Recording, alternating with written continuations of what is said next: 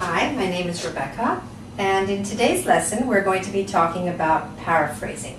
Now, what is paraphrasing and why is it important?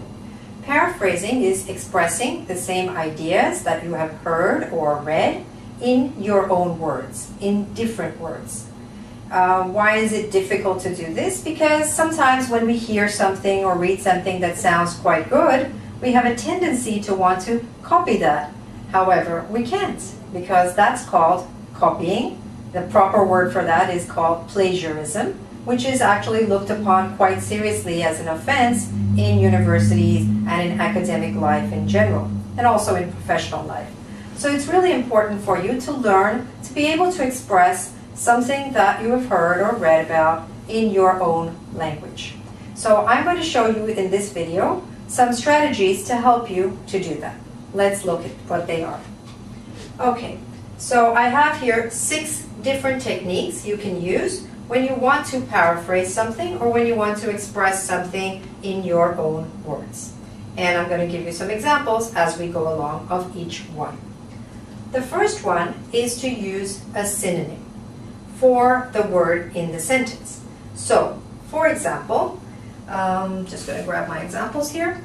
All right, so if your original sentence is, the hardest language to learn is Mandarin.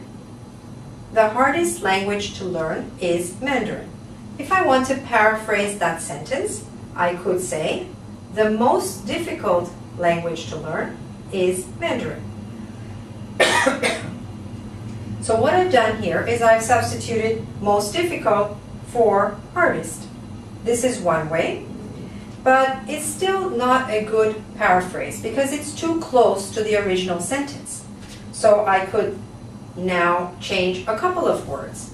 If my original sentence is, the hardest language to learn is Mandarin, I could say, the most difficult language to master is Mandarin. Now I've changed 2 parts. I've changed hardest to most difficult, and I've changed learn to master. This is better, but it still sounds a lot like the original, doesn't it? Okay, so here's another option. We could say Mandarin is one of the most difficult languages to master. Now we have a more successful paraphrase because we have changed not only words using different synonyms, we've also changed the order of the words. So we have a more effective paraphrase, and that would be a good one. All right, let's look now at a second method. The second method is to use an antonym. An antonym, as you know, is a word that means the opposite. So this is a fairly easy technique which you can fall back on when you're really not sure what else to do. An example of this would be, instead of saying the man is tall, you could say the man is not short. Okay? Instead of saying the school is far away, you could say the school is not near. This is an example of using antonyms. It's a fairly basic, simple technique, and you can use it once in a while, not all the time, but you can use it successfully. All right. The third way is to use a phrasal verb. So let's look at an example of this. She discarded her used lipstick case in the trash can. She discarded her used lipstick case in the trash can. Let's suppose that we want to replace the word discarded with a phrasal verb. So what could you use? Do you know what it means to discard something? To discard something means to throw it away. That's right. So we could use here, she threw away her used lipstick case, instead of she discarded. Because if you keep using the same words that were used in your original passage, whether it's a reading passage or a listening text, then that would not be considered paraphrasing. Okay? So what we're looking for is to successfully substitute those words with our own words, and also to resist the temptation to copy or use those words, no matter how wonderful they may be. Okay? Let's look at another technique, and this is sometimes being able to use a general verb.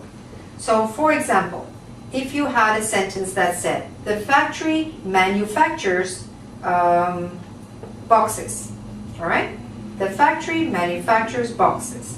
You could substitute it with a synonym like the factory produces boxes, or you could use a more general verb, the factory makes boxes. It's not as effective, but at least you're not using the same word, all right? And lastly, we could use phrases. So for phrases, what we mean is something like this. Let's suppose that our original sentence is, many people in Canada are bilingual. Okay? Many people in Canada are bilingual. So let's suppose that you want to find a substitute for the word bilingual. What could you say? Well, what does bilingual mean? Bi is a prefix which means two, and lingual has to do with languages. Bilingual means you speak two languages. So you could just use a phrase to elaborate on that word or to explain that word. So you could say, many people in Canada speak two languages, or many people in Canada are bilingual.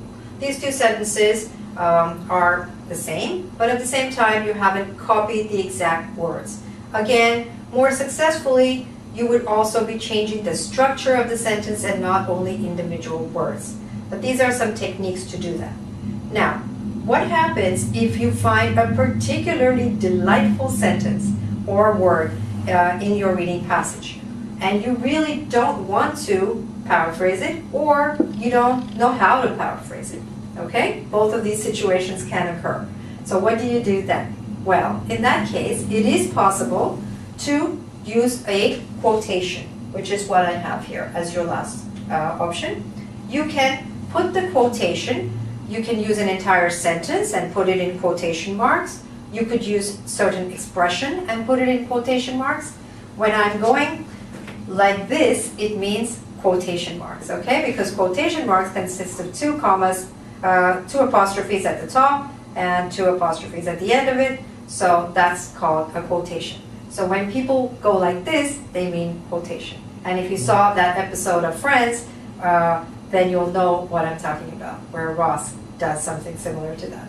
Okay, so these are some techniques that you can use for paraphrasing, which is a really important skill in academic life, in your TOEFL exam, in your IELTS exam, or any other exam, or any other type of writing you may need to do in your life. All right? So I hope I've been able to help you with that.